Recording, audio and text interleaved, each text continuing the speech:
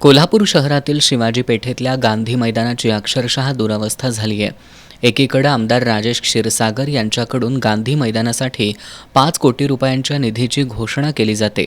मात्र यावर्षी झालेल्या पहिल्या पावसातच गांधी मैदान पाणी साचून मैदानाला अक्षरशः तळ्याचे स्वरूप प्राप्त झाले।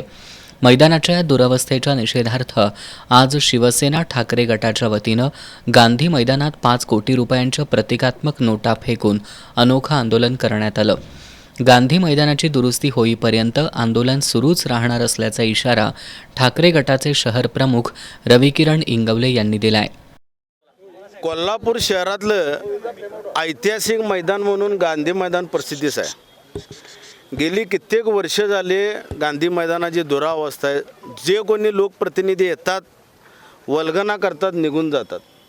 अगदी अशाच प्रकारे कोल्हापूर शहराचे सध्याचे लोकप्रतिनिधी राजेश क्षीरसागर यांच्या माध्यमातून 5 कोटी निधीची घोषणा झाली होती।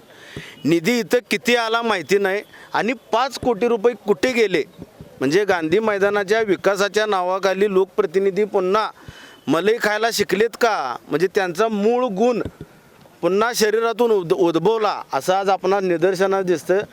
गांधी मैदानाच्या आंदोलनाच्या संदर्भात हा पहिला टप्पा आहे।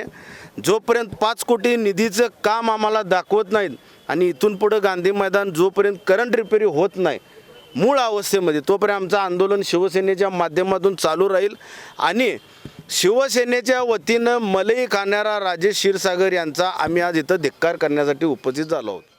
आंदोलनात शहर प्रमुख सुनील मोदी, दिनेश परमार, सागर साळुखे, रविभाऊ चौगले, धनाजी दळवी, शशिकांत बिडकर, महेश उत्तुरे, दीपक गौड, हर्षल पाटील, धनाजी दळवी, राजू जाधव, दीपाली शिंदे आदी सहभागी झाले होते।